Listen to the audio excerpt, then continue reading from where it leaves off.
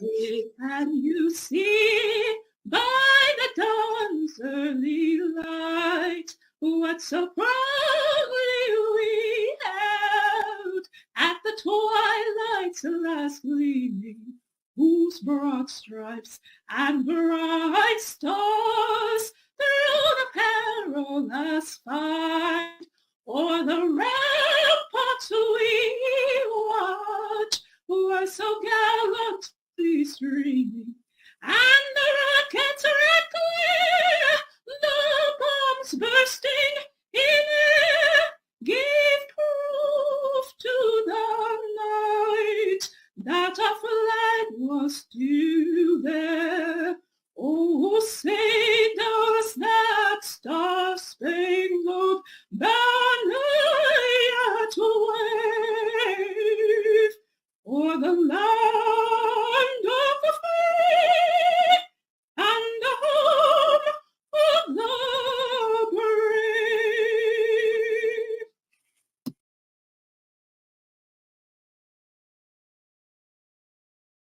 And now, boys and girls, let me hear you recite the Pledge of Allegiance. I pledge allegiance to the flag of the United States of America and to the republic for which it stands, one nation, indivisible, with liberty and justice for all. Since I was a small boy, 2 states have been added to our country, and 2 words have been added to the Pledge of Allegiance: under God. Wouldn't it be a pity if someone said that is a prayer and that would be eliminated from schools too?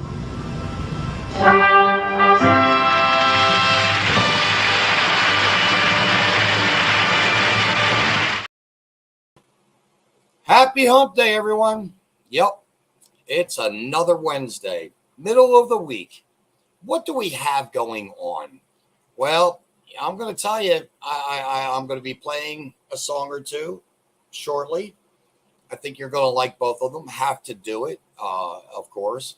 But I wanted to open up, as always, with, my Pledge of Allegiance to the Constitution of the United States of America and to the republic for which the flag stands, one nation under Almighty God, indivisible, with liberty and justice for all. And that's coming from hopefully a future governor of Missouri. I'm going to run, I think. Anyway, getting back to really finding the good stuff. I love to find those quotes. This is directed completely, these next 2 quotes, because I'm putting them together, are directed to my son. And I want to say it like this. Life isn't about finding yourself. Life is about creating yourself. And so to my son, Ryan, life isn't about finding yourself. Life is about creating yourself. George Bernard Shaw. Folks, life is what we make it. He and I met only seriously April 14th. April 16th spoke for the first time. And it's been an amazing journey thus far. And I'm very proud to say, thank goodness, without a father, me, or directly anyone else per se, he turned out extraordinarily well. And I'm very proud of him. Which brought me to the next one. And I give these because I think they mean something. So here we go. A meaningful life is not being rich, not being popular, not being highly educated, or being perfect. It's about being real, being humble, being able to share ourselves and touch the lives of others. It is only then that we could have a full, happy, and contented life. And again, both of these go out. I have to do it. They go out to Ryan. So thank you, Ryan, for this thought, because this is what we all have to do as individuals. It's nice that he's finding out about me and I finding out about him. But the fact of the matter is, it's creating yourself. He's created himself in such a wonderful way. I couldn't have even imagined, guessed, or it's just incredible. And I'm very proud to say that. He's a good, good, good young man. And we need more of them in our society. In fact, there was a host speaking about, believe it or not, speaking about her son going off to college. He noticed that there was a girl walking behind him, probably saw her in the mirror or in the, I'm sorry, in the glassway, what have you. Maybe just coming around, just knew that she was there. He opened the door. She called him every single name in the book, asking him why he was cowering down and that she was okay to get the door herself, so on and so forth. And you know, there's nothing wrong with having manners. There's nothing wrong with having respect for other people. Just a simple gesture of opening the door caused this twisted, and I'm going to say twisted, young woman who doesn't understand. I know she can open a door. Everyone knows she can open a door.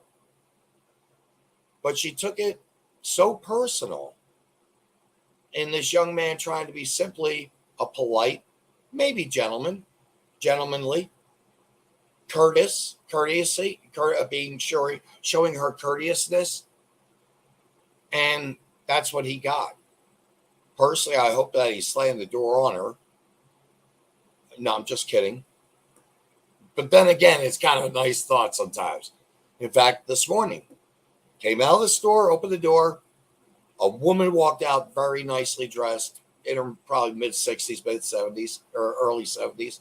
Her husband, closely behind. And he said, thank you. I said, you're both welcome. And that's when she said, thank you.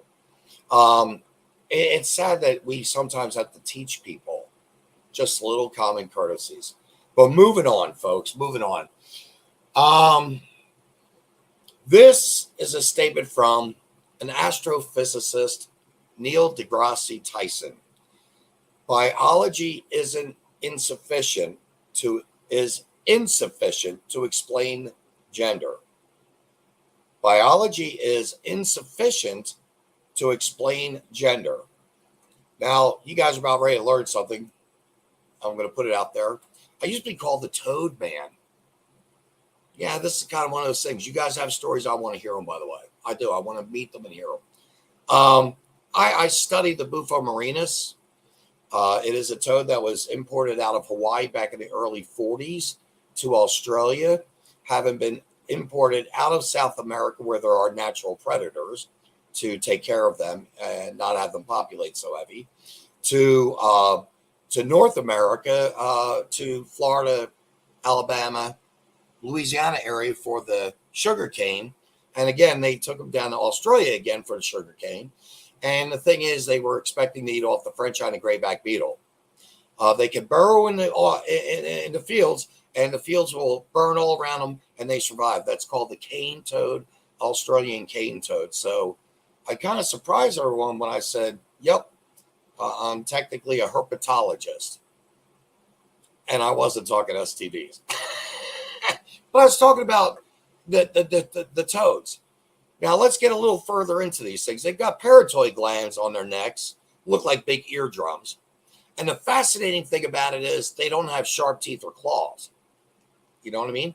They can't chew, they can't tear apart. But they've got a secretion from those parotoid glands that when you lick it, it causes asphyxiation. The esophagus will swell up on the animal that ingested that toxin, that poison.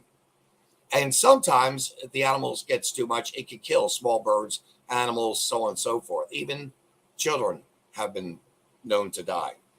Anyway, getting back to the story, these little suckers, they thought, well, they only have 2,000. This is 42, 43.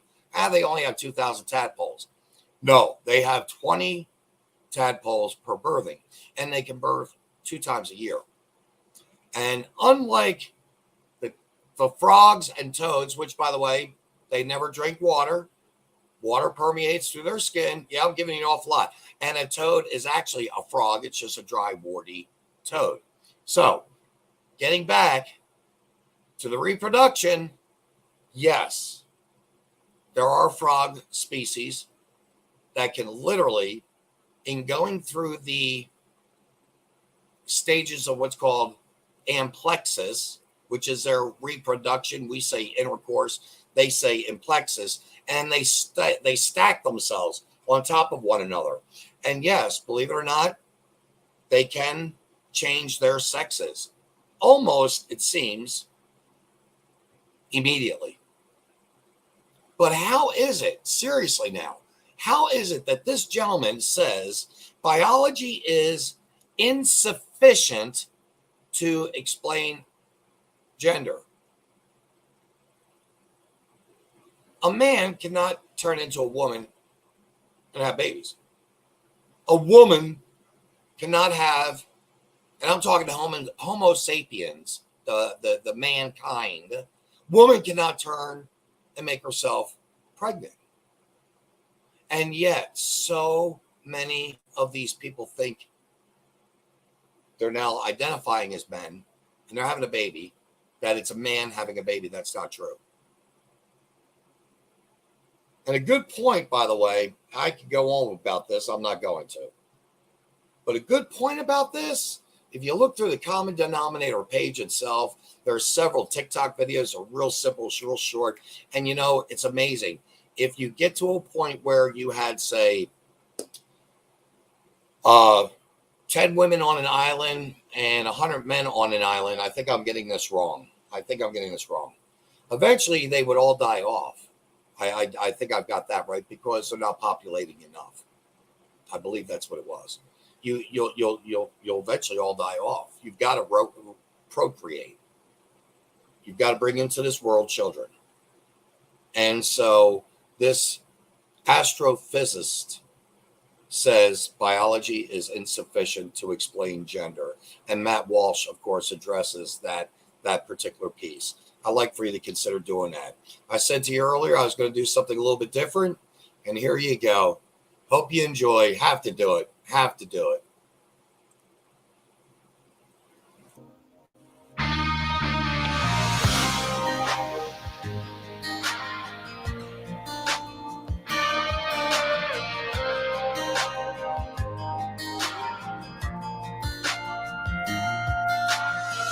Sucker punch somebody on the sidewalk, carjacking old lady at a red light, pull a gun on the owner of a liquor store.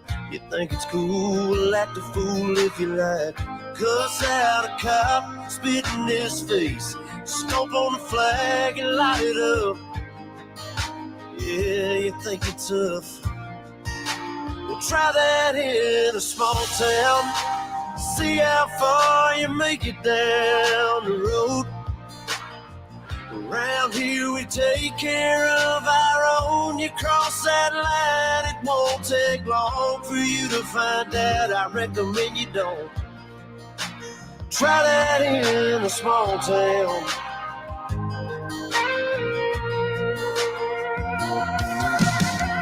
Got a gun that my granddad gave me. They say one day they're gonna round up. Well, that shit might fly in the city. Good luck, try that in a small town. See how far you make it down the road. Around here we take care of our own. You cross that line, it won't take long for you to find out. I recommend you don't. Try that in a small town full of good old boys, raised up right. If you're looking for a fight, try that in a small town.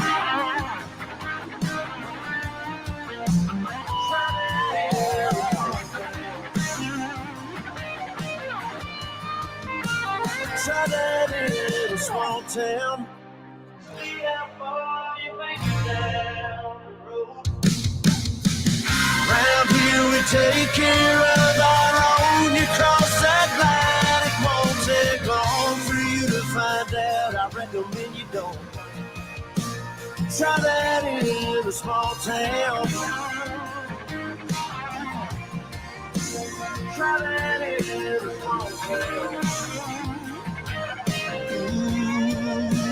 Traveling in a small town.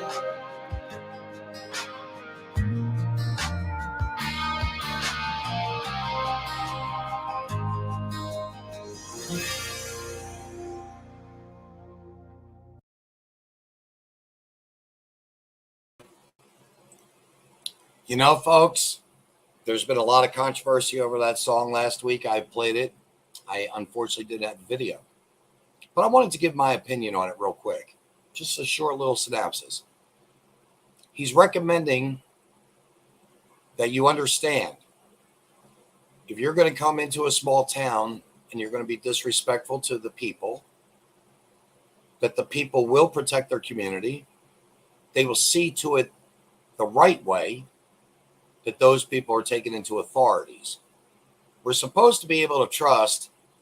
Oh boy, this next statement I'm going to make is hard, folks, by the way. We're supposed to be able to trust our police stations, sheriff's departments, and so on and so forth.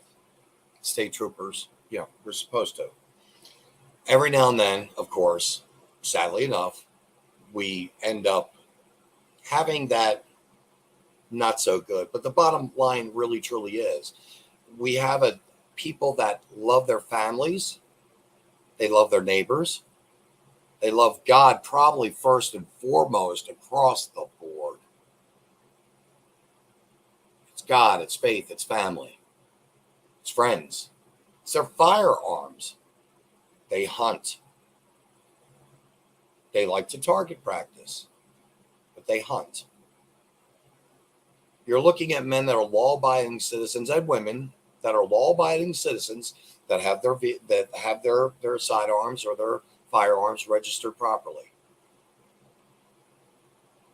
And all I can say is the videos that he was showing were actual videos that occurred throughout our country.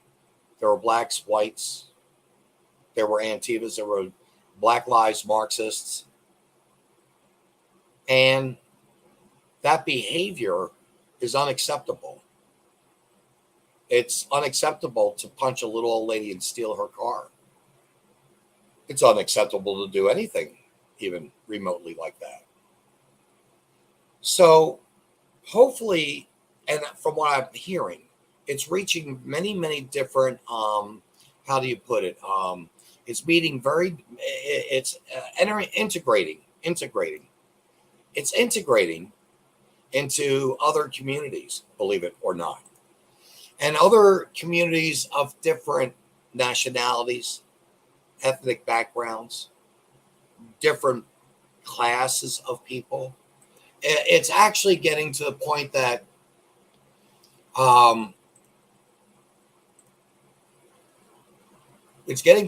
believe it or not, that we have to, I'm trying to get a song going on here in a moment. In fact, I'm going to see if I can do that right now. Come on back to the show, because this is what people are beginning to talk about. They're actually talking about what's going on in their lives. So take a listen to this new song.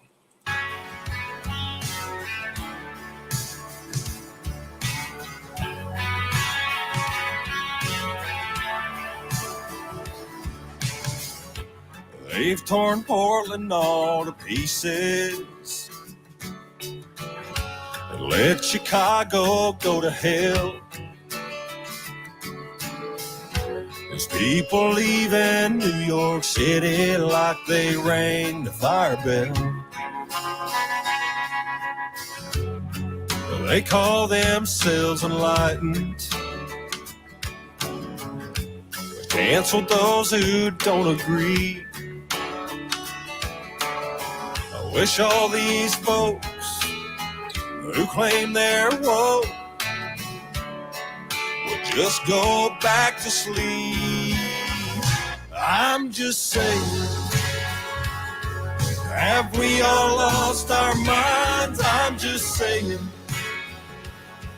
where do we draw the line? I know y'all think it takes balls to be singing what I'm singing, but I'm just saying what you're thinking.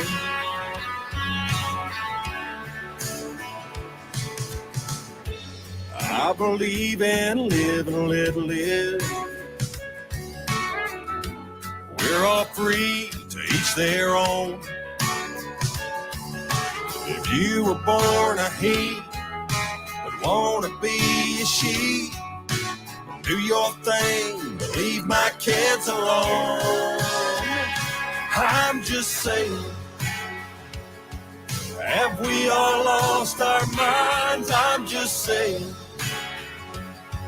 where do we draw the line? I know y'all think it takes balls to be singing what I'm singing, but I'm just saying what you're thinking.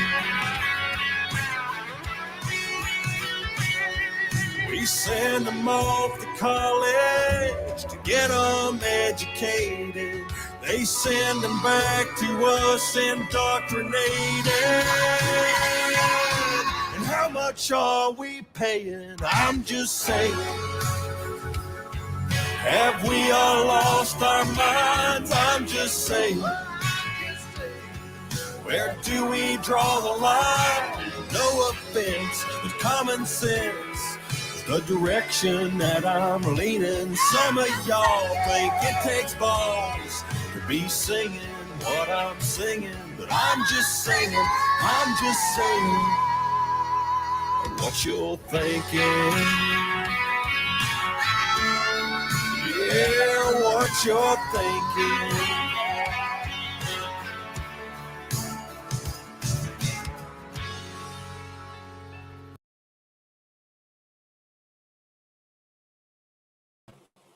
You know,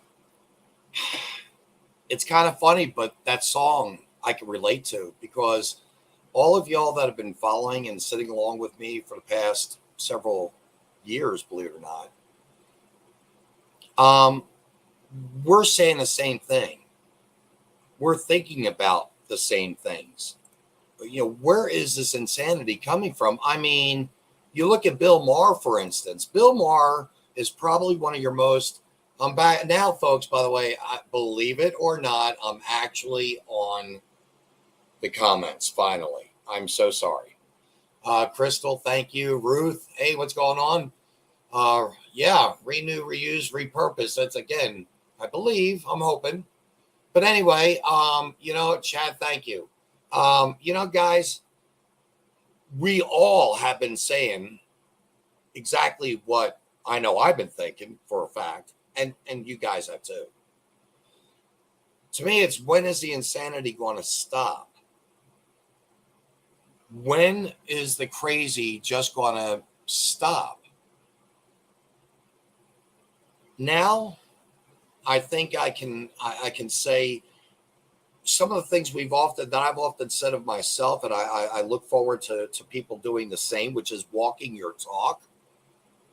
You say you're going to do it. The action speaks louder than words.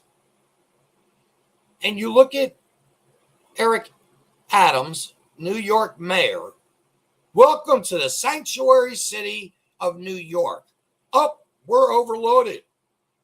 We're going to kick the soccer moms, kick the kids out of their stadiums. This is wrong. We're going to take these displaced people, and I'm telling you, it's a flipping mess. And I listened to a doctor today use one particular word, and it was a lot of the infections. So Eric Adams the other night went out at 1, 2, 3 o'clock in the morning to go looking at the prostitutes. I don't know if he was looking for bargain shopping, a new line of business for when he gets being a mayor. Maybe he could be, well, seriously, he's worn some Pimp Daddy clothing anyway. But the infectious diseases aren't really the STDs so much, I think, at this point, as in possibly they'll be going back to mask mandates. This is a speculation, a conspiracy theory on my own. But tuberculosis is something that's very serious. and can run rampant quickly, very quickly, quicker than COVID could, believe it or not, once it gets going. And masks would, of course, be very, very, very prudent to wear. That's my belief, my knowledge and understanding of where they came from to begin with, back in the late 1800s. So you're looking at the leadership of these cities that are taking in all these people. And they've been bussed from the border. You're damn right. Texas is having little mini cities building in areas, floodplain zones, from some of which I know of. They're putting up these little cities and communities of those people, the people from their native lands. You can't make this stuff up. The border is a mess. Over 5 million known, over 3 million gotaways, more fentanyl than ever. In fact, I think the last I noticed was 477 million hits, which could just kill off the whole population of the country. It's not the 80s where you could get good cocaine from Escobar, for instance.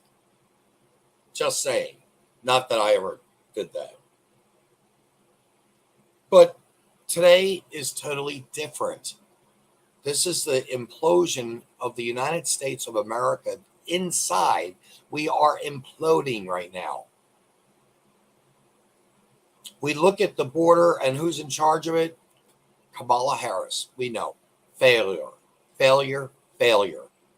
She actually is 6% higher in favor of running for the Democrats today against Joe Biden. They'd rather see her possibly run for president. Oh, my Lord. Not going to go with Gavin Newsom either. Look at what he's done to California. That says it all. Seriously speaking, Robert F. Kennedy, RFK Jr., if I was a Democrat, I'd go that route in a blink of an eye. He seems to have a lot more damn sense, common sense, than most of these other people around him that's running or even in office. Common sense. You know, I was just mentioning running for governor, but really oversees all the people that are important in the crafts, talents, and gifts that they are offering the services to the state. It's not really rocket science. I do believe we have state reps, believe it or not, they reach out sometimes. They're doing an event. They either do it live or they post pictures of, and it's a wonderful thing. It's showing the community interest. And, you know, that's what governors should do. That's what senators and congressmen should do. They should take, but once a month, go online, say, hey, guess what? This is what we did this month. Just half hour. Just a half hour. This stuff that we're going through is horrible. So let's get back to the implosion. You've got the DHS secretary, Alexander Mayorkas. They were talking about his body posturing while being interrogated, interviewed, spoken to by the committees on what's going on at the catastrophe at our border. And he sits there like this, by the way. He's got a Mussolini way about him. He tough jaw and sticks it out there and going to tell you kind of like Marlon Brando, you know, in Apocalypse Now. Bad place. But, you know, just as posturing says that he's a dictatorial individual, that he's tyrannical, that he's ideal to be heartless. Turn a blind eye and say everything's fine when in reality it's incredibly bad. It's incredibly bad. So now we know, as of last week, FBI has been weaponized and politicized against the Republican Party and Trump. We know for a fact now with Hunter plea bargains that would two-tier system, I'd go to jail. You'd go to jail. Everyone would go to jail. They'd pass go, but they wouldn't collect $200. I guarantee you that. And isn't this sad that this is what we've got going on? That the DOJ, the FBI are in cahoots with the White House administration completely. 3 branches, and right now it's really only 2 branches. They're thinking about impeachment. With Christopher Wray, FBI director, they could just stop paying him, and that should make him say, I'm done. Merrick Garland, on the other hand, impeach him. Impeach Mayorkas. This isn't rocket science. I opened up with a quote from a rocket scientist, but the fact of the matter is, it can be done. It can be done. But it's got to be done at state levels, in communities. Communities are very important. They're more important than the full county, because communities are what run and dictate what goes on in that county. And then it becomes a district. And you've got this person over these people, that person representing blah, blah, blah. We need to have accountability. In Cameron, a couple weeks ago, about 3 weeks ago, I spoke with the city mayor, Becky Curtis, and later on I found out supposedly, I don't know for a fact, but I believe she brought up at a city council meeting that following Monday that, they should discuss the possibilities of having a different night for which to have the school board meeting. Because, see, this is what the Democrats would do. They would just stack both meetings on one night. A person has a discussion or conversation they wish to share at both meetings, but they can only be at one because they're at the same night at the same time. To my knowledge, now it's going to be offset. And speaking to that wonderful police chief, I'm going to say this, Rick Basher, thank you. You are a wonderful, wonderful chief of police. By the way, about 2 weeks ago, I believe he was in a dunk tank. I mean, how many people get to take their chief of police and throw a baseball and watch them drop in the water? It's good fun. It's good fun. And the things that he does for the community, great things. And his police staff across the board. I've seen it Christmas time, unbelievable. But we can do these things ourselves. We've got to be able to attend. And I said to Chief, I said, now you can go to one meeting, and if you need extra cars, you got people there, instead of being split between 2. And more importantly, that one citizen that may want to speak about something that's really bothering them at one meeting or the other had to make a decision. That's their way of stifling people. Put them all on 2 nights, or put them on the same night. You got a vast amount of people that just say they give up. They don't know what to do. And that's sad. Hey, what's going on, Dean? You just popped in, it looks like. If you look at the video, almost all the people in that video were white, though. That's going back to Chad. Hey, man, how's it going? It's going fine. But, that's true. But they're showing the white people that are being violent in the name of other organizations. So we're only given so much time. I had wondered my purpose in life. I'm going through some crap I can't discuss. I've been asked by both parties not to discuss it. I can't wait. I'm looking forward to it. There's nothing about shedding light on a bug. And when you see that bug, you just want to squish it. Sometimes you just want to pick it up and put it back outside. I've been known to do that on some. And it's true. I found a big garden variety spider. It's too big to be a bad spider. It's always those little ones that are a pain in the neck. Much like, I guess they've got the Napoleon complex. Oh, that's what a person would say that's just, well, discriminatory. I'm sure enough to say that, I think. But seriously, folks, we have these things going on. And one of the most troubling things is when you've got this two-tiered system, Hunter Biden, for instance, in another month, I've got the answer, by the way. Indictments. What does an indictment do? An indictment stops the time clock on the statute of limitations.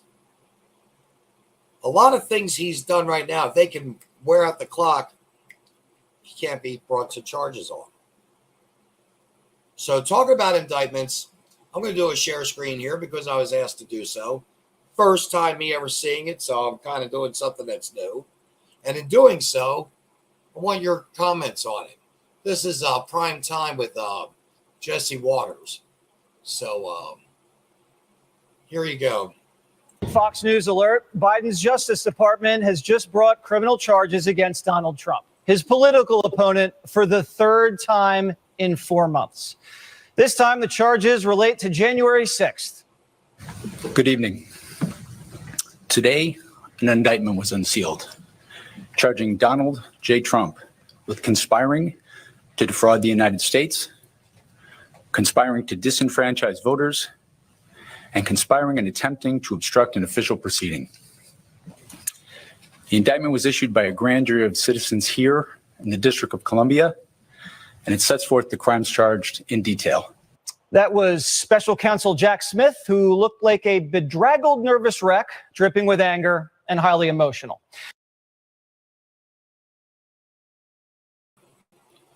You know, folks, this guy here, he doesn't say that Trump incited, and he's not saying that he really did anything wrong, but he's trying to, believe it or not, stop his freedom of speech, because what Trump said, any of us could have said, and probably would have said. We could even agree. He was being very peaceful at the end of that speech. I remember it very well, but I'm going to continue on with this. I think this is kind of important to look at. The last time Jack Smith charged a politician, the case was so weak it got tossed out of the Supreme Court unanimously. Biden's Justice Department is using obscure federal statutes to put a former president in prison for the rest of his life. These charges aren't bribery, not assault, not tax evasion, not sex trafficking. They're charging Trump under the Act of 1866. It was used against the Klan, and now they're using it against Trump. Here are the specific charges. Count 1, conspiracy to defraud the United States. Count 2, conspiracy to obstruct an official proceeding. Count 3, conspiracy or attempt to obstruct an official proceeding. And count 4, conspiracy against rights.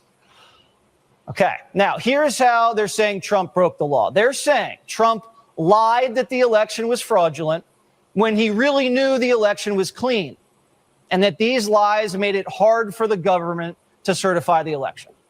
Now, first, they said Trump called a bunch of state legislators in Georgia, Arizona, Pennsylvania, Michigan, and Wisconsin and tried to get them to investigate election fraud, hold hearings.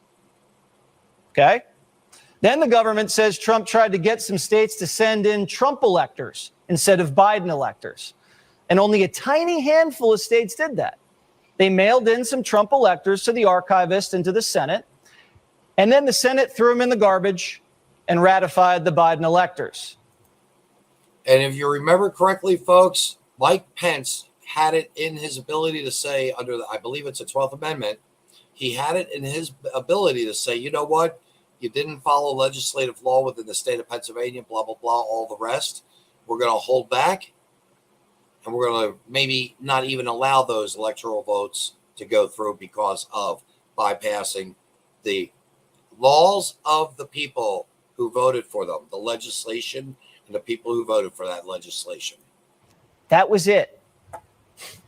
Then they're saying Trump broke the law when he asked Pence to do the right thing, to not certify and kick it back to the states.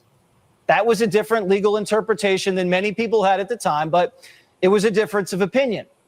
And it didn't matter because Pence didn't do it. And then they're saying the January 6th protesters, because of Trump's lies, slowed down the certification for a couple hours. That's it. Those are the charges.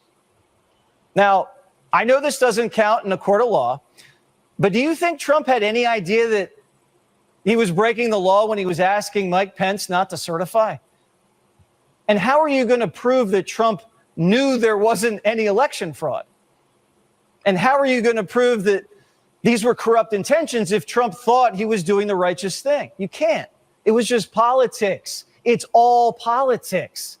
He was pushing it as far as he could, and maybe he pushed it a little too far. But should he die in prison for that? Yes, you just heard him say that. There's a possibility, I believe there's 37 counts all in all. One of those counts could give him 12 years. He died in prison.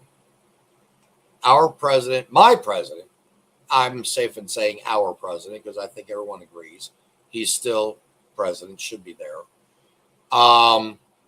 This is only getting the people together more. I believe that. I don't think the Biden administration realizes what it's done here. It's going to give Donald Trump the opportunity to relitigate the 2020 election in federal court. This is what Donald Trump's been dying to do for the last 2.5 years. He's going to have subpoena power.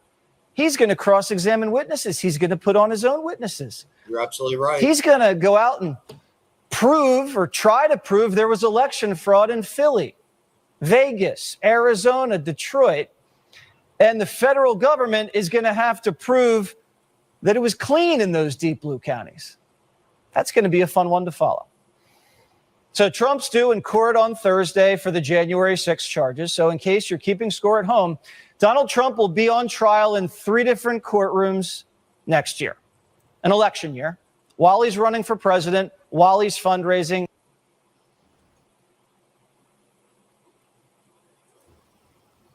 You tried, limiting when it was okay. And while he's debating.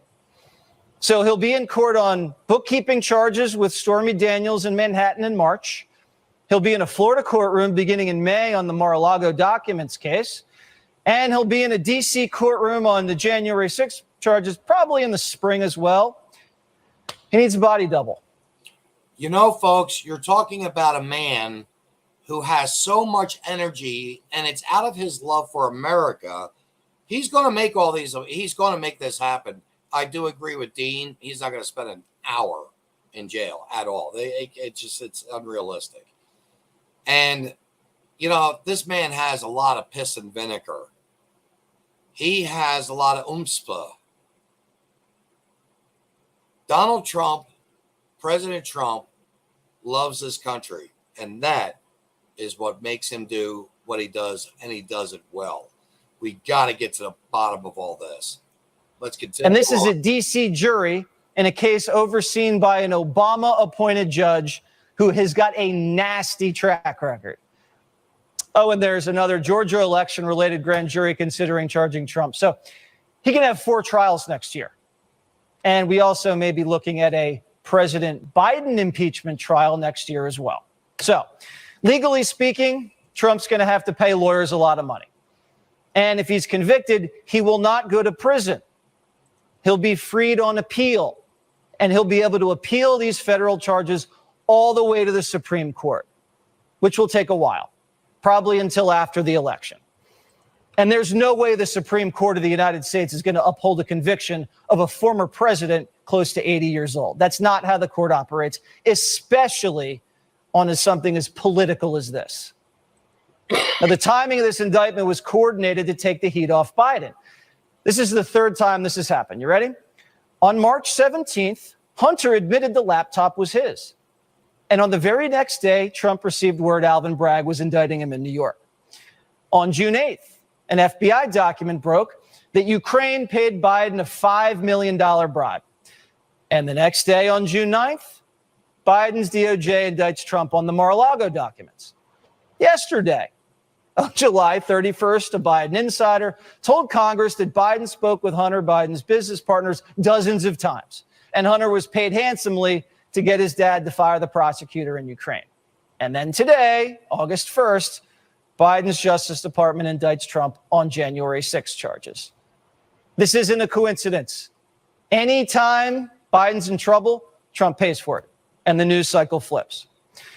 Now, Donald Trump is a runaway favorite to wrap up the Republican nomination and is currently tied with Joe Biden in yesterday's New York Times poll in the general, 43-43. Astonishingly, after these political war crimes have been perpetrated on him, Donald Trump is in the best position he's been in so far to win re-election. Can you believe that?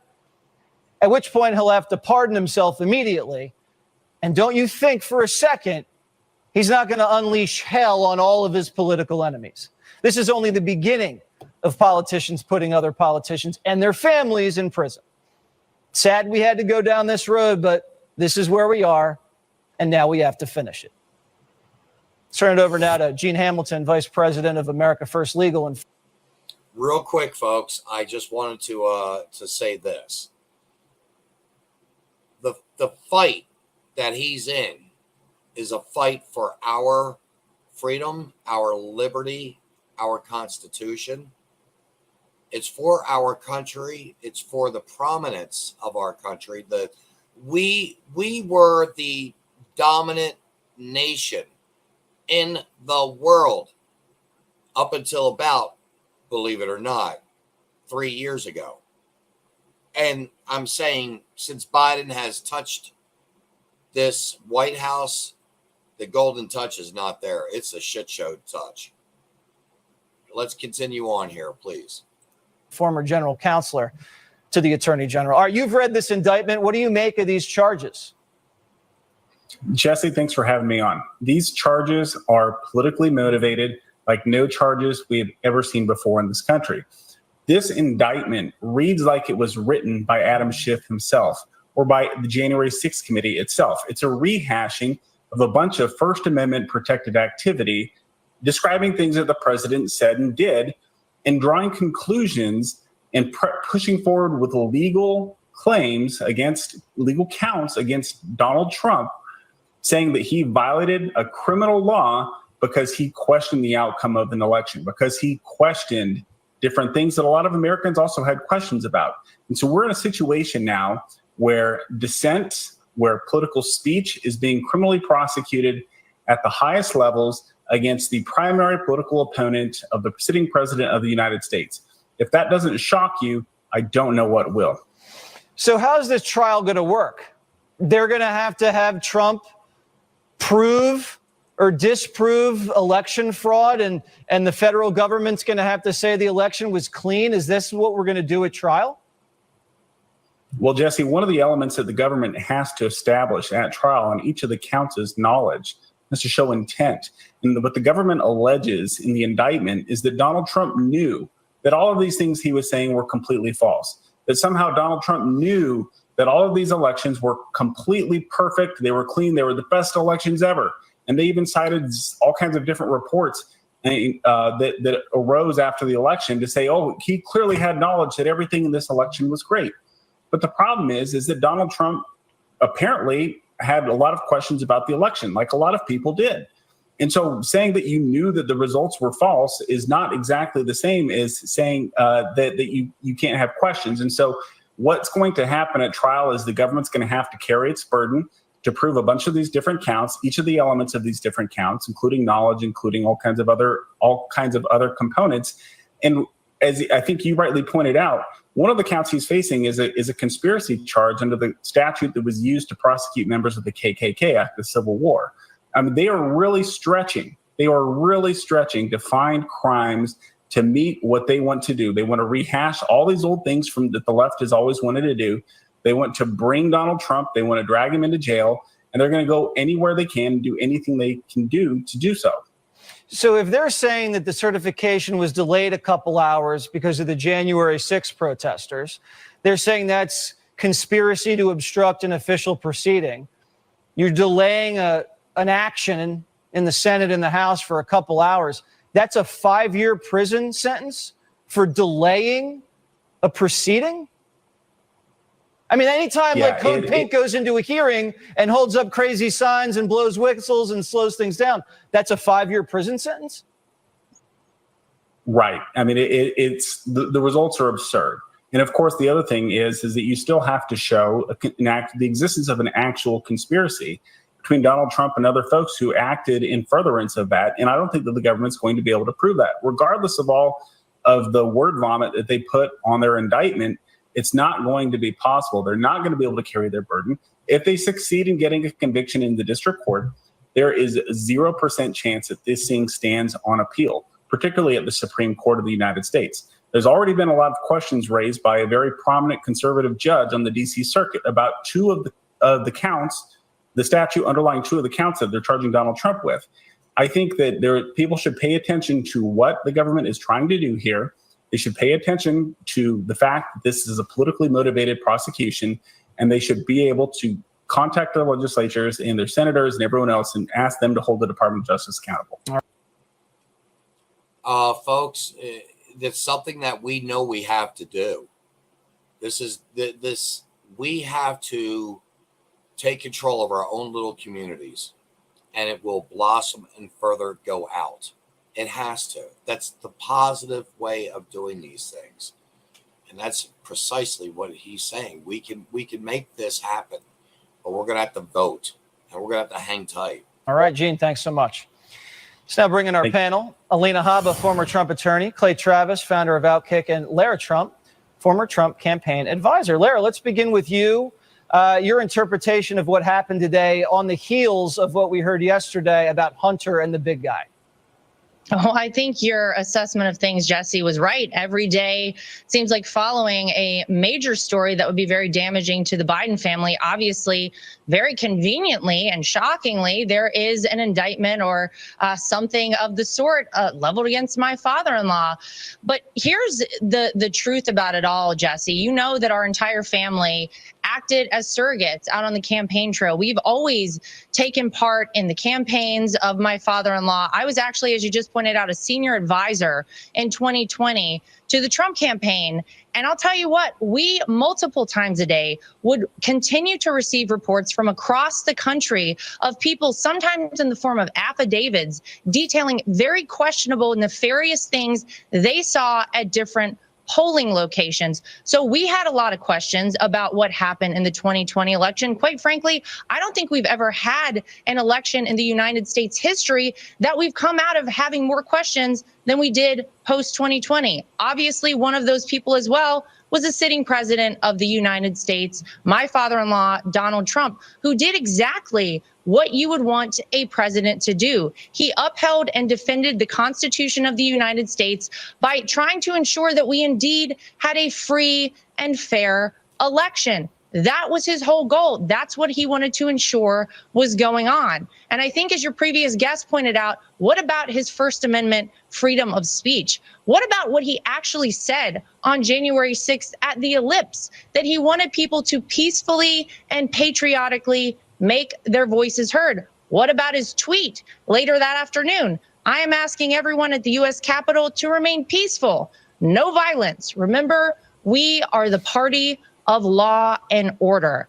And you know what, Jesse, I think the more and more we see this happen, the more indictments leveled against my father-in-law, the clearer it becomes to the people of this country that this isn't just about the Democrats' attempt to interfere in the 2024 election. That is obvious. There's much more at stake for these people and for the deep state and the swamp in this upcoming election, because it's not just about preventing Donald Trump from becoming president.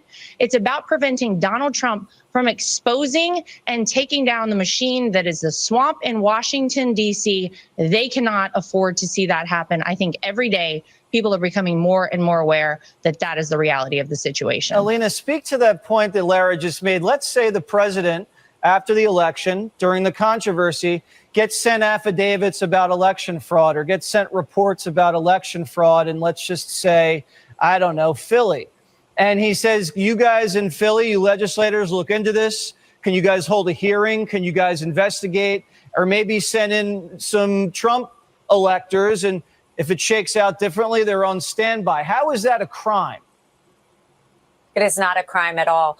Actually, what goes on here is that legally you're going to look at what his intent was. Did he actually believe, as Laura pointed out, that there was misconduct? And I don't think there's a question that a lot of Americans still believe that there was misconduct in the 2020 election. So does that mean that if you raise concerns, then you will be criminally indicted and charged for constitutionally bringing out your First Amendment rights? It's absurd.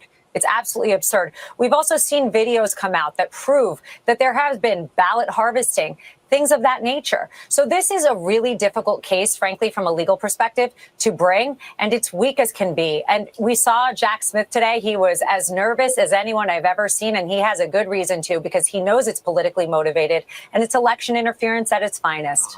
Clay Travis, how do you think the Trump voter, the American voter, is going to interpret this?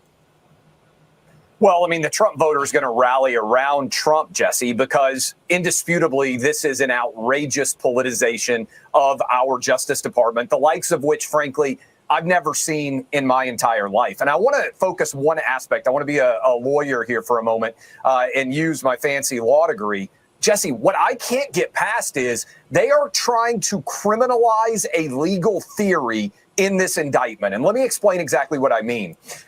When you look, I was doing research on this. In December of 2022, they went and they changed the law as it pertains to the Electoral Count Act. It was an 1887 law that was amended. There were legal advisors to Donald Trump who said they believed that Mike Pence had the ability to impact the way that we were receiving these electoral votes. If there wasn't discrepancy and uncertainty in the law, why did they change the law to clarify what the vice president's role was in December of 2022? Look, in law school, throughout any legal representation, there are lawyers who sit around and debate, as anyone who has ever practiced law knows, and says, hey, I think this is a good argument. Hey, I think this is a bad argument. This may be a novel theory. This is untested. This is maybe a bit of an argument that hasn't been made before. It's unprecedented. That's how the law evolves. What they are trying to do here with these conspiracy charges is argue that Donald Trump, through his legal representation, was engaging in a conspiracy based on the legal arguments that he made. I think even if there were a conviction in the district court, this would get thrown out immediately by the Supreme Court, because not only is it a First Amendment attack on Donald Trump, more significantly, it's an attack on legal representation itself and on what arguments can be made on behalf of a client. This is outrageous. This is indefensible. And oh, by the way, it's all occurring while Joe Biden, who has committed, in my opinion, worse acts than Richard Nixon, worse acts than Bill Clinton, by far worse acts than Donald Trump, is getting by on being the head of a family crime syndicate. It's outrageous, as you laid out the timing. It's indefensible, and I don't think the American public is going to stand for it. Yeah. You know, I agree with them, folks. I don't know. I'm going to go back to the comments real quick. There have been a couple good comments, by the way. I popped them up. I'm going to go up to the top because one of them really blew my mind for a moment. But Chad wrote, JFK Jr. has proven that even if you have a D after your name, you can't have free speech if you disagree with them. You know, it's so sad because Chad and I were talking briefly about this, but seriously, if I were a Democrat, I think I said it earlier, but RFK Jr., yeah. And then Dean really blew me away with, I'm sorry, here we go. Sorry, something popped in. Trump RFK ticket? Is that you saying they together, he actually picks him up as a vice president, or that would be the battle? I'm hoping that's possibly the battle. But Heath, you wrote, this is all a message to the American people. If we can go after him, we can go after you too. We are to do as they want or pay the consequences. And that's very true. Really is true. People are too brainwashed to understand that. You know, I heard something last week just recently. It was like this. People have gotten so tolerant that even change is a chore. To change is a chore for them. Trump should change parties again so he can get away with all the stuff the Democrats get away with every day. Hey, I'm thinking about running for governor Democrat. I want to get an abortion clinic on every corner, drug house on every corner, a drug store on every corner. I want a prostitution house, and I want a little tiny school. I'm not kidding you. It's just crazy. Just crazy. But you're right. You're absolutely right. They will never give up. And yes, you got to say that. Love Clay Travis. Yeah, he's with Outkick. Anyway, guys, thank you for letting me do something a little different here. I'm going to get caught up on these. Same ticket. Okay, Dean. I think I like that. Yeah. Here we go, folks. Let's listen to the rest of this. Don't have much time. Lara, if you look at the indictment here, it says you're not allowed, you have to tell the truth if you're a politician. And if you don't tell the truth if you're a politician, then you could probably go to jail. And you can't throw a legal Hail Mary because then you could go to jail too. This thing looks more frivolous the more you read. I mean, it's really incredible. I expect then they'll be calling Adam Schiff very soon because that guy lied every time they put a camera in front of his face for how many years about the Russia collusion nonsense. Look, it's all preposterous. Clay's right. I think that the Trump base obviously will rally around my father-in-law because they get what's going on. But I think it's more than that. Look, I can't go anywhere. My husband, Eric, can't go anywhere these days without people coming up and saying, we see what's going on. Please thank your father-in-law. Please let him know that we are praying for him. He is the only hope we have left for this country. People are starting to get it. They cannot continue to have the wool pulled over their eyes, and they are starting to understand what's really going on here. Alina, how is the federal government going to prove that Donald Trump knew the election was clean, but he was saying it was dirty anyway? I mean, first of all, he doesn't think the election was clean. Anybody who's listened to him in the last 2.5 years knows that. How are they going to prove that he was lying when he said it was dirty?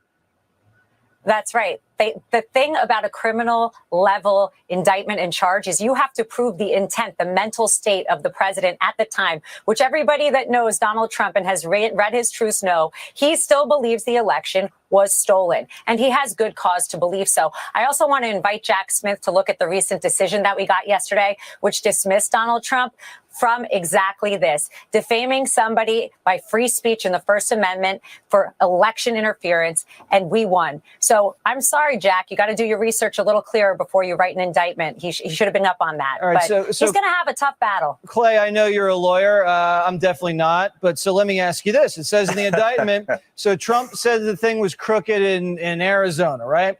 And then some guy at the Department of Homeland Security for Cyber told the president, no, it was clean. And then Jack Smith says, he's supposed to believe some guy from Department of Homeland Security. Like, just because some official in the federal bureaucracy says the president is wrong, that makes it a crime to not believe some official you've never met?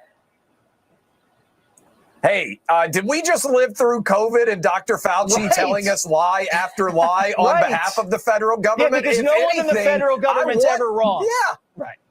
Exactly. That's I want the president, if anything, to be skeptical of anyone who has spent their entire career in government. Heck, I wish they would, if they're going to start charging people for telling lies, Fauci should be in prison immediately, right? The guy has told more lies in front of Congress than anyone. And by the way, he 100% knew he was lying. Joe Biden is telling lies left and right. Again, all the talk about what he knew and didn't know about Hunter Biden.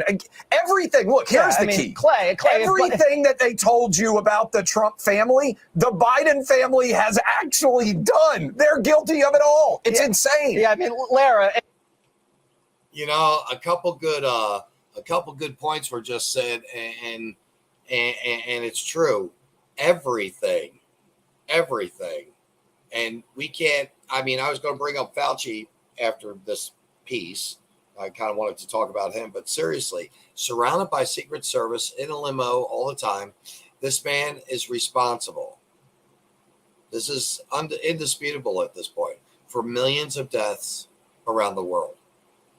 And there are several other bureaucrats that are responsible for millions of deaths around the world. Nothing is going to touch these people. And right now, the only man that could or can and will be capable of it, I think, is going to be Donald Trump. So here you go. If Biden puts out a statement, and I never talked to my son's business partners, I never talked to my son, he knows that's a lie, and he gets his staff to put out, that's a conspiracy to defraud. That's a conspiracy to defraud. I'm sure he'll be on the list to call next. Peter Doocy was the one who asked him. I'm sure Fox News has the tape. They'd be happy to hand it over so we can all see that. It's ridiculous. Everybody knows exactly what this is. And honestly, I think the timing, we got to get back to that with the Biden family. Let's start getting to the bottom of that because, by the way, that has real national security implications for this country. That is a threat to the future of our constitutional republic. We cannot go forward and allow this Biden family to, be doing what they've done and peddling Joe Biden and his influence for money lining their own pockets. It's disgusting. Yeah, Alina, so if the Biden administration obstructs IRS whistleblowers. I'm going to just go back to what she just said about national security. Folks, right now, we have North Korea shooting missiles. We already have seen a hypersonic missile go around. A rocket go around. We've already seen air balloons going across our nation. Everything's been pegged, dialed in. We have China buying up parcels of land all around the country.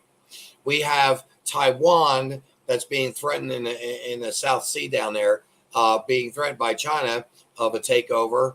And if that happens, we're done as far as all our technology in reference to our microchips and for our computers and so on and so forth. It would cause major problems. The money that they've received, you guys are well aware of it, but I'm going to give it a quick synapse. 100 million Russian oligarchs' wife.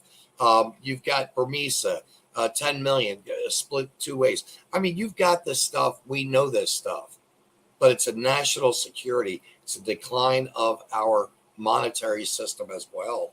Tips off Hunter Biden, blocks subpoenas, blocks prosecution, covers up everything. How is that not obstructing an official proceeding?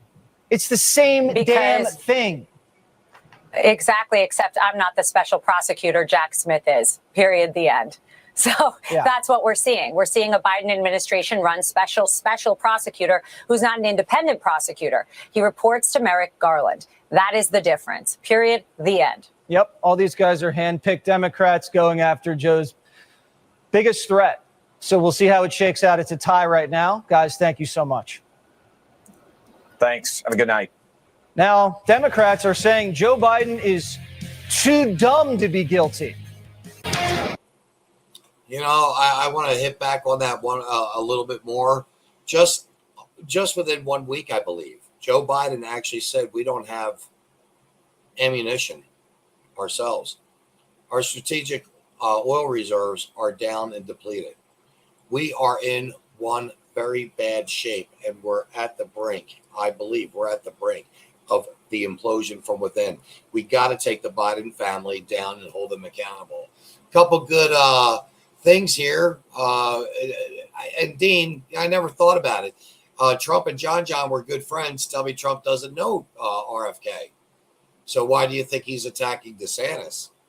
DeSantis is a good governor. I like him, and a big fan of DeSantis. I think he's just a smidge too young. I think he's got a little bit more growth to go, but RFK Jr. next to Trump, I think that would be absolutely phenomenal. Chad, here goes. Chad Candy, rule number one, deny. We've got some good guys here watching, so let's continue on with the program. I'm keep waiting for the ads to come so I can wait the 5 seconds. While Democrats try to throw Trump in prison, they're saying Joe Biden's an international weatherman. Have they pointed to anything to suggest that Joe Biden engaged in corrupt behavior? No. He was on some phone calls talking about the weather, exchanging pleasantries. Democrats are now admitting, Hunter put Joe Biden on the phone with China, Ukraine, Russia, Romania, and Kazakhstan. The New York Times even says it's long been known, quote unquote. But they're also saying, so what? It's not like Joe is talking business. Joe is just asking for weather forecasts from billionaires in Beijing. That's been the secret all along. It's why Hunter was paying for Joe's private phone line and buying burner phones. You have to buy burner phones when you put your dad on the phone with your billionaire buddy to talk about the weather. Joe couldn't risk anybody hearing him talk about that snowstorm in St. Petersburg. Sure, a vice president asking about the humidity in Mexico might be a bad look, but what'd you expect him to do? Be a bad dad? Maybe he is guilty of turning a blind eye to some of his son's behavior. And we should put this in context. This is a time when Beau Biden, the president's other son, was ill and then dying and then passed away. So perhaps he was not as attentive to what he should have been here. We know how important family is to the president. And so do you hang up on your phone, on your son? Democrats are admitting, yes, Hunter put the vice president of the United States in touch with his foreign clients, a felony under the Foreign Agents Registration Act. They're admitting Hunter committed felonies, and they're admitting Joe was an accessory to said felonies. But Joe's just a nice guy, and nice guys don't hang up on Russian billionaires bribing their kids. And Joe doesn't even know who he's talking to half the time. Hunter Biden would put his father at a dinner, not at a business meeting, at a dinner that he was having if he happened to get a hold of his father, and would ask his father to say hello to whoever was at the table. Most of the time, Joe didn't even know who the people were at the dinner. The new defense is Biden doesn't know anything. The mouthpiece for that defense is Democrat Dan Goldman, who now identifies as Adam Schiff. He's transitioning. Goldman, you're telling me not once did Joe Biden ask, hey, Hunter, I'm a little busy in the Situation Room with Barack. You want me to talk to who? Patrick who? Oh, Patrick Ho. Quote, yeah, Dad, he's just the effing spy chief of China and he's paying me $1 million. Oh, that's great, son. Remember to shut the garage door and don't spend all the money on crack. Every time Hunter took Joe to the Cafe Milano to meet all of his business partners, Joe never asked, Hunter, who are these guys? How many times do you have a 2-hour dinner with someone and come out of it thinking, who are these people I just spent 2 hours eating with? When Hunter brought his Chinese partners to the White House, Joe wasn't a little curious. Hey, Hunter, who are your friends and how'd you get them into the White House? Hunter was putting phone calls on Joe's schedule to talk energy deals. Joe didn't ever stop and ask, hey, Hunter, what's this meeting you just put on my calendar? Or how about this? Quote, I'm sitting here with my father, and we would like to understand why the commitment has not been fulfilled. I will make certain that between the man sitting next to me and every person he knows, that you will regret not following my direction. Did Joe think Hunter was threatening the Chinese to pay up, or his pop would just ask him about the weather again? Seriously, guys. The other defense is this. Hunter was selling an illusion. Sources in the room telling CNN now that Archer did not point the finger directly at any sort of a connection between Joe Biden and his son's foreign business dealings, and rather, said that Hunter Biden was selling the illusion of said access. If this was an illusion, then that's some crackhead magic. The Bidens were in business with billionaires. You think these are the kind of guys who'd get tricked by a crackhead? You're telling me when Joe's brother Jimmy emails Hunter saying, quote, you need to call me now. Just got off the phone with your father. He's meeting with, some outrageous acquisitions. We have the 2 biggest days of our business life in front of us. That's an illusion? Or how about this letter from Jimmy Biden telling some Qataris, quote, Your Excellency, my family could provide a wealth of introductions and business opportunities at the highest levels. If that's an illusion, then I guess the 20 shell companies are illusions too. And the offshore bank accounts are illusions. The 170 suspicious activity reports are illusions. So are the burner phones and the 6 Biden email aliases. Oh, and the voicemails from Joe. Hey, pal, Dad. It's 8:15 on Wednesday night. If you get a chance, give me a call. Nothing urgent. Just want to talk to you. I thought the article, at least the thing online, it's going to be printed tomorrow in the Times, was good. I think it's clear. So how would Biden know Hunter's in the clear if Joe didn't know anything? In the clear from what? In the clear from an illusion? And somehow have an illusion gave foreigners access to the White House. The illusion got a Ukrainian prosecutor fired. The illusion got Chinese approvals greased. The illusion even got a Russian billionaire off the sanctions list. It got them everything these crooked foreigners wanted. And it got the Bidens north of 50 mil. Even got Hunter a shiny diamond. You know, he didn't even mention the LLCs that they have, the 9 family members yet that are involved. This is the family of America.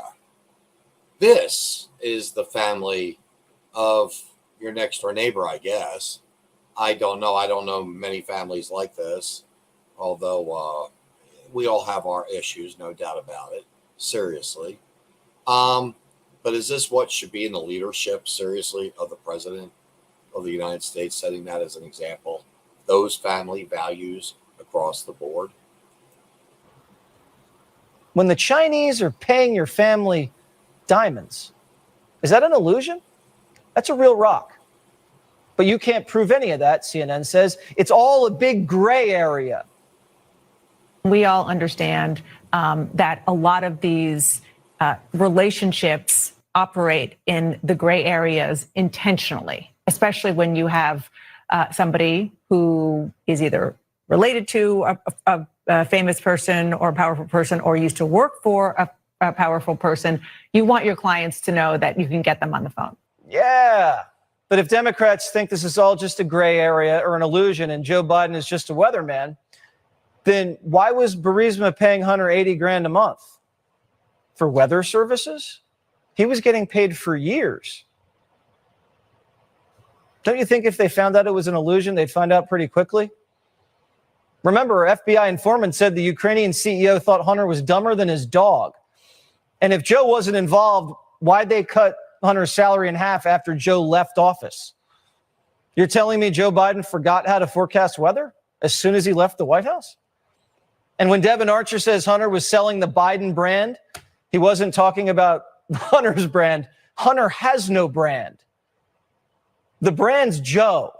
And now the brand's teetering. And Democrats know it. Miranda Devine's a New York Post columnist. Miranda, how do they continue this illusion of a defense? Look, Jesse, I think you laid it out really well there. And you can see from these excuses and this gaslighting that they're attempting that they must be pretty desperate. Obviously, the White House and Joe Biden, who's scurried away to Rehoboth Beach so that nobody can ask him any questions after Devin Archer's devastating testimony, it shows that they are worried and they don't really have a defense. So all they can do is treat the public as if they're idiots and that they're not really paying any attention and just try and tell you that what you're seeing and what you know is so obvious is not true. You know, as if Joe Biden is going to get on the phone and talk about the fine details of a deal or how much money he wants to go into what bank account.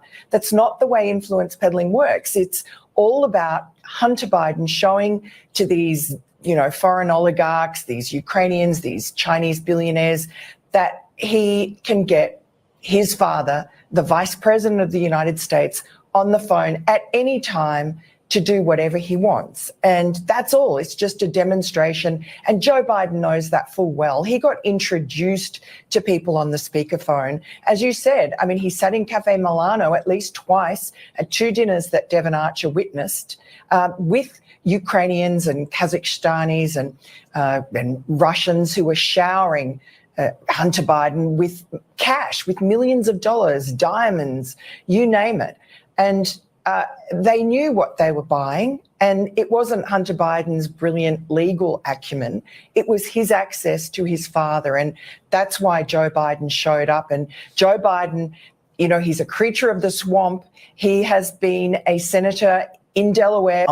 And they're chasing down offshore accounts. I think they don't even realize how serious this is. Do they get how serious this is? Oh, yes, they do. And that's why they're going to so much effort to pretend that, you know, Joe Biden didn't speak about anything. He just talked about the weather, as if that makes any difference, as if that alleviates the problem. No, it's obvious to everybody what's going on. They are very concerned, and they're even more concerned, I think, about what else is coming down the pike, what other whistleblowers, what other former business partners of Hunter Biden will be spilling the beans in the not too distant future. This is very damaging for Joe Biden, and I think your comments about the Trump indictments always seeming to coincide with some embarrassment, some allegation, some evidence coming out that's very damaging to Joe Biden is spot on. This has become just the ugliest tit for tat. You know, folks, useful idiots.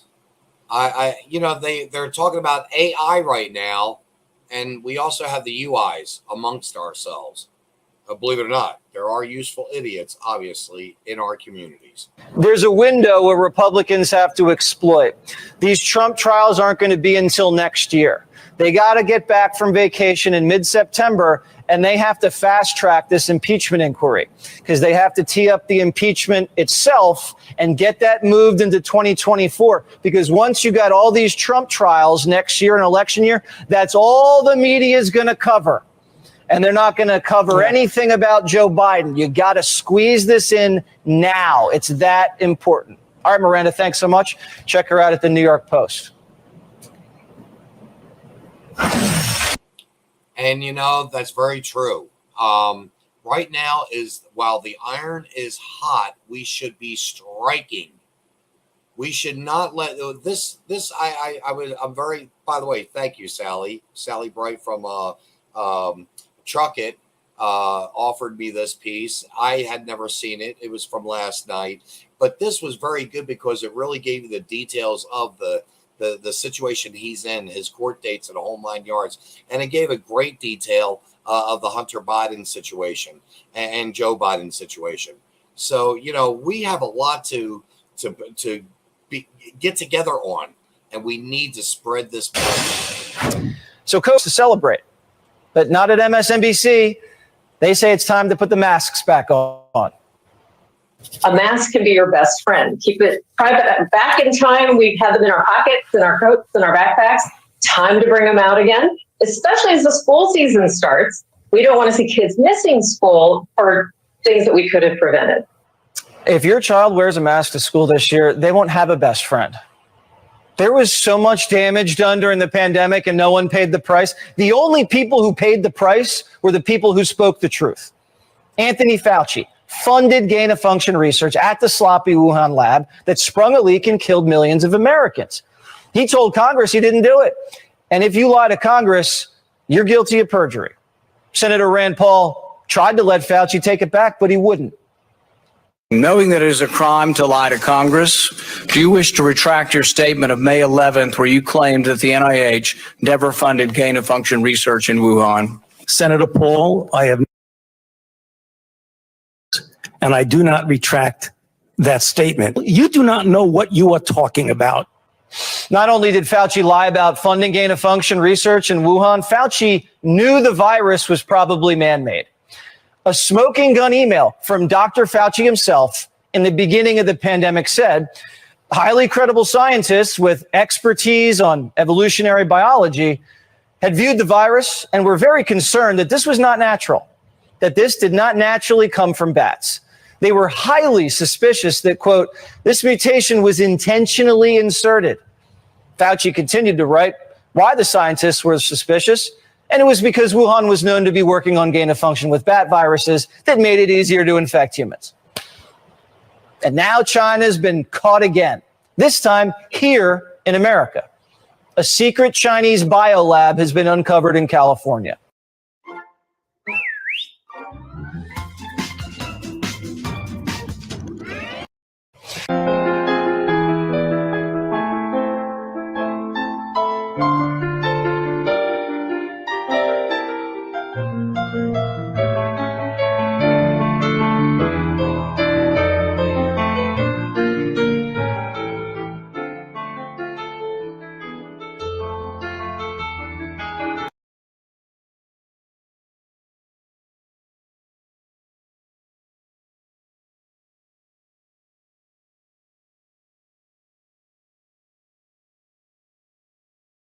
in the beginning of the pandemic said, highly credible scientists with expertise on evolutionary biology had viewed the virus and were very concerned that this was not natural, that this did not naturally come from bats. They were highly suspicious that, quote, this mutation was intentionally inserted. Fauci continued to write why the scientists were suspicious, and it was because Wuhan was known to be working on gain of function with bat viruses that made it easier to infect humans. And now China's been caught again, this time here in America. A secret Chinese biolab has been uncovered in California.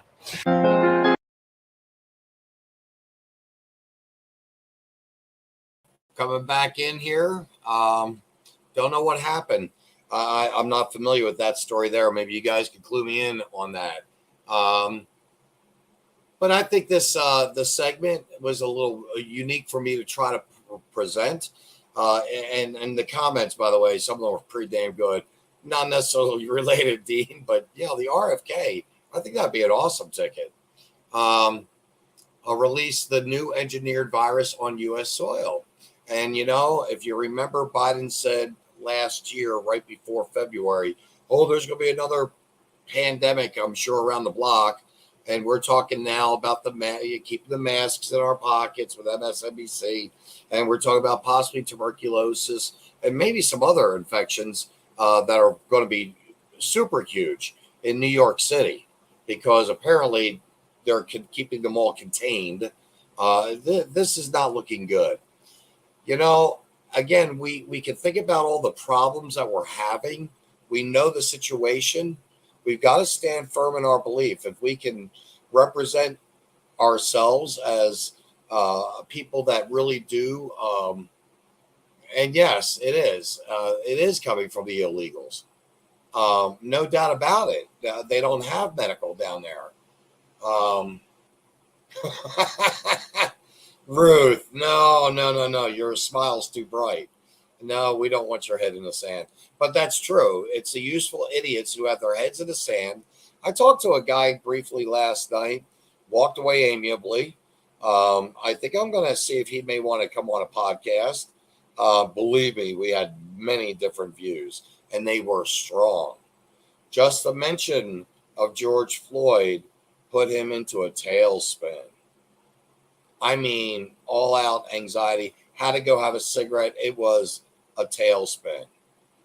And you want to have that conversation, but you got to be looking at every single aspect.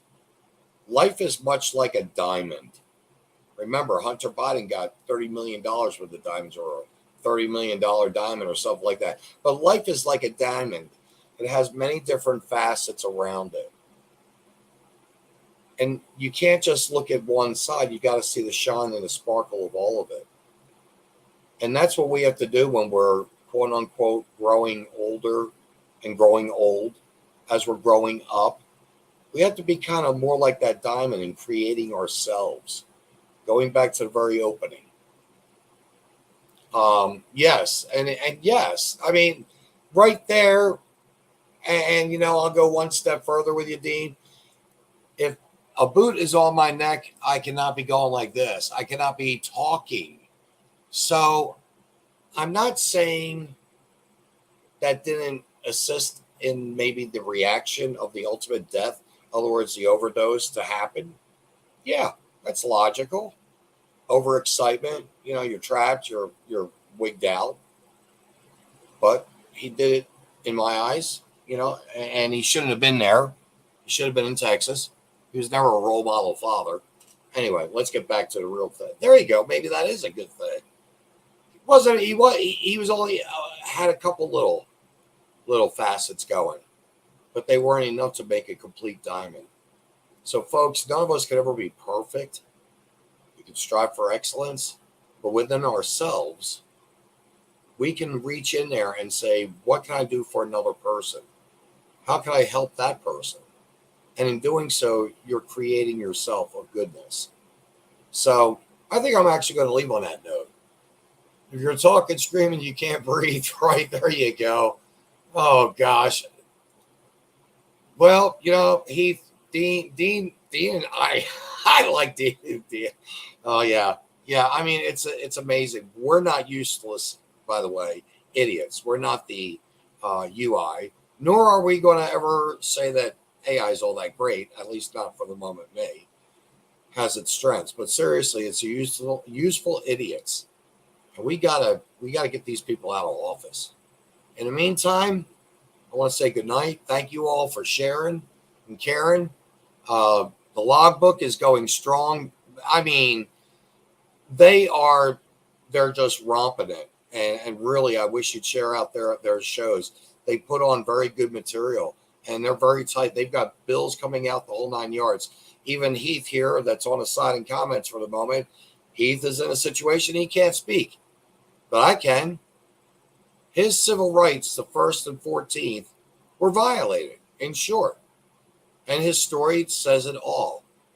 His conduct is impeccable. I think myself, I have to tell you, I'm more of a hothead. Things probably would have gotten a lot more heated because I've got a big mouth. But thank goodness I wasn't in that place and he was. And he did that because it's the right thing to do. The school board administration of Cameron is not doing a good service to the children, and more importantly, and equally importantly, to the parents. Not all of them. I think the teachers are pretty good across the board, but there are some bad apples. And you can't let one bad apple or 3 spoil the whole bunch. But you got to find better people who are wanting to create a better self. With that being said, I'm going to say goodnight to all you guys. I don't want to. All you have to do is read the autopsy report. Oh, gosh.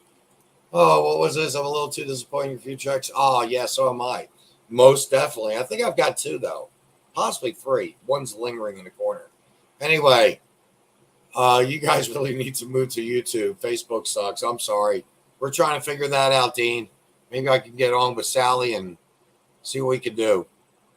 We were bumped off a couple months back. But anyway, getting back to the end, and this is the end of the evening. I hope. The song is for all Americans. I just wrote this last night. Well, some say I'm trouble, some say I'm extreme. 'Cause I love this country and the American dream. And I'll let no politician tell me what to do.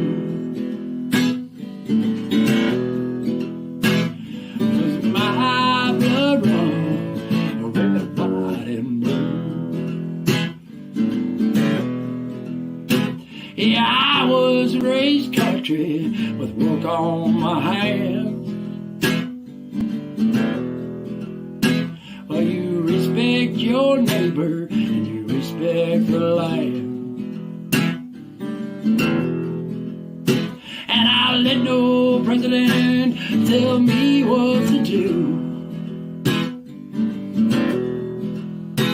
'Cause my blood runs red, white, and blue. Yeah, my blood runs red, white, and blue. Yeah, Daddy taught me right from wrong. When to be humble and when to be strong. And I'll fight for freedom if that's what I must do. 'Cause my blood runs red, white, and blue. Now Papa's passed while I was off to war. And this country's changing, it ain't the same anymore. But I'll fight for freedom, yes, I'll fight for you. 'Cause my blood runs red, white, and blue. Hope you like it. Keep the faith, brothers. Stand strong. Fight for freedom. And I forget the most important thing I forgot, the one thing I forgot, voraciously from the bottom of my heart, thank all of you for coming. I wonder who's going to realize I did that one. Don't like making mistakes. It just happens. I was just very relaxed. Thank you for joining. You guys make it all happen too. Peace out.